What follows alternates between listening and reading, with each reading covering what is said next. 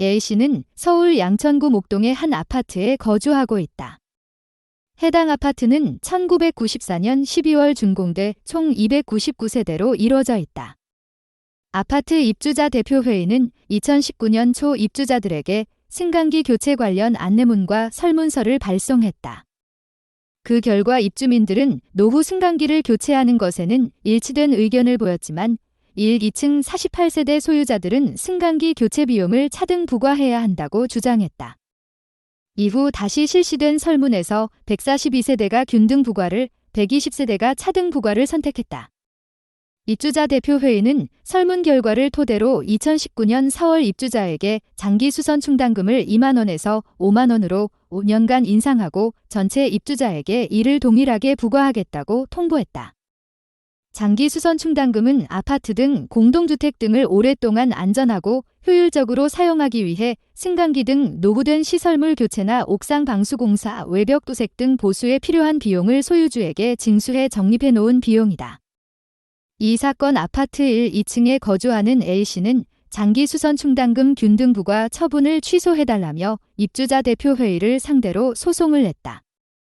1, 2층 43세대도 A씨의 소재기에 동의했다.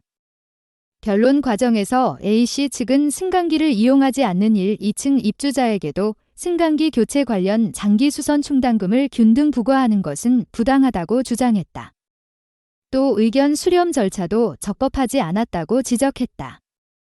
반면 입주자 대표회의 측은 장기 수선 충당금은 세대당 주택 공급 면적에 따라 부과하도록 정하고 있고 그에 따라 1층 입주자에게도 부과했을 뿐이라며 투명하고 공정한 절차를 거쳐 균등 부과하기로 정했다고 반박했다.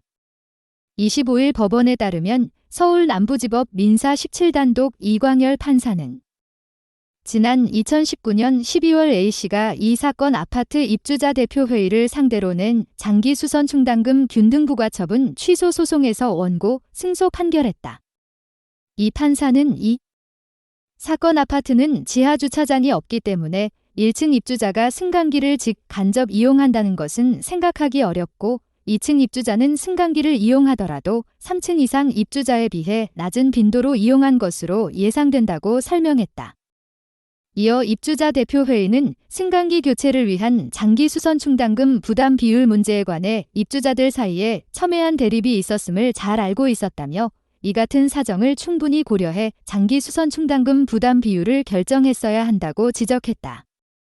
그러면서 이 사건 아파트 1, 2층 입주자는 48세대이고 3층 이상 입주자는 251세대이므로 충분한 논의나 설명 없이 입주자 의견을 물을 경우 다수는 균등 부과에 동의할 것으로 예측된다고 했다.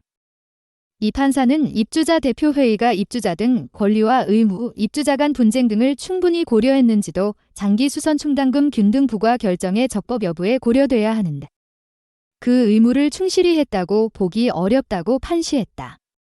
아울러 다수 의사에 따라야 한다고 하려면 공용 부분의 사용 빈도 등을 조사해 균등 부과 필요성 등에 관해 충분한 의견 교환과 논의가 이루어져야 한다고 이 사건 균등 부과 처분을 취소해야 한다고 판결했다.